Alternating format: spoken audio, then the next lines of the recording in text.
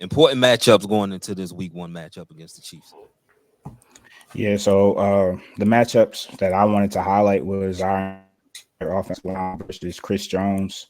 And, for obvious reasons, right? He wreaked havoc all last season, especially versus us in the AFC Championship game. And again, we talked about the offensive line this year, and the interior specifically is young and inexperienced, albeit talented. Got Andrew Voorhees, who missed all of his rookie season last year. He'll be making his first start at left guard, so he'll be side running. He started 25 games at right guard at USC, so he's a versatile lineman, but left guard is going to be something different for him. And after 2 preseason games, he played like a rookie, right? He had a lack of consistency, missed some blocks. But again, it's preseason, it's things, you're supposed to get your work in the offseason and preseason and training camp. So can't hold that against them too much. Just want to see how it develops over the course of the season. I don't expect it to be perfect week 1.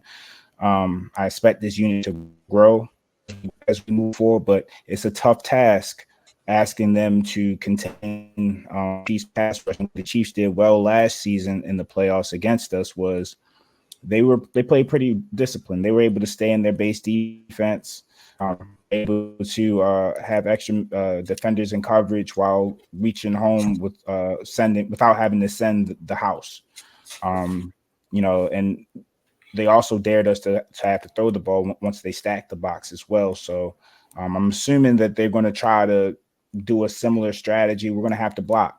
It really comes down to us being able to block and execute on the outside and win on the outside. So he's going to be a big part of that, as well as Daniel Falehi, 6'8", 380-pound right guard at this point, right? Is he going to have the bend to be able to play that position?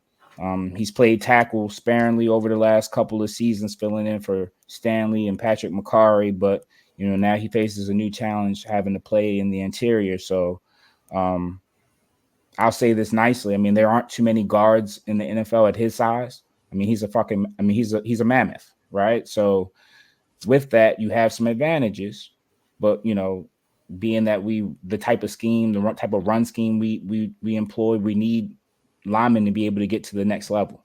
We need them to be able to be agile and move their feet. 6'8", 380 pounds. We will see. Hand placement, knee bend, being able to get to the second and third levels. By all accounts, it's gotten better since the start of training camp. But then you have to ask yourself, what was the bar there? How bad was it at the start of training camp? And how much better? Was it marginally? Was it much better? We'll see. But these are question marks going into it. You do have a rock in Tyler Linderbaum as far as at center, but even then, flanked between inexperience, interior pressure is going to be not only important as far as Lamar Jackson, but also the new run game that we'll have with Derrick Henry. So definitely think that is going to be a key matchup. If we can get some production there,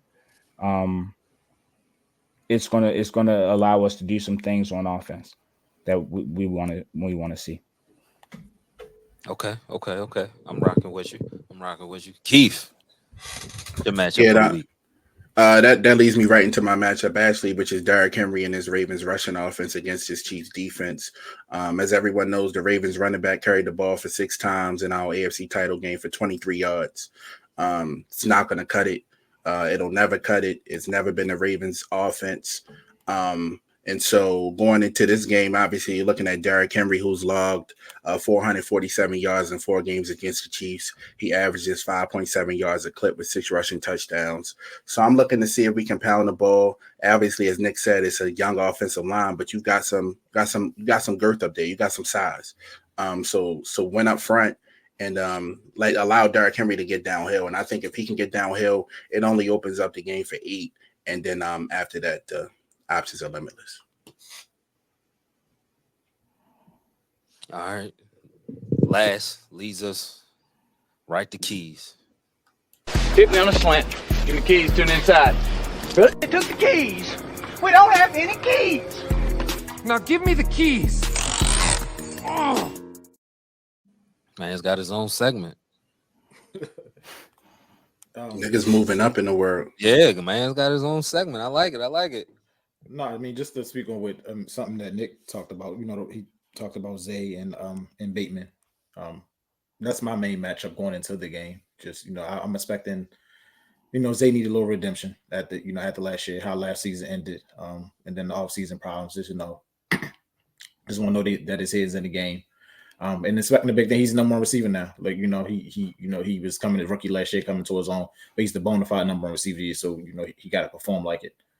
And then we talk about Bateman, like you said. I don't know, what was the point of the contract extension? I mean, I don't know.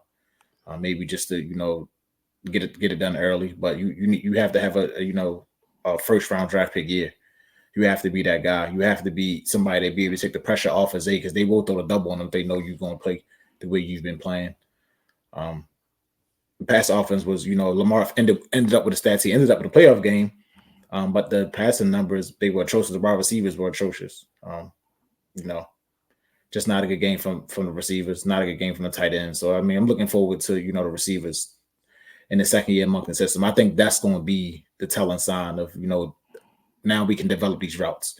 We saw the stepping stones. We saw a lot of underneath stuff, a lot of wheel routes and stuff like that. So now it's time to compound the routes and you build on top of routes. And we're going to see, what type of, where Lamar at, where he is in the second year with Moncton.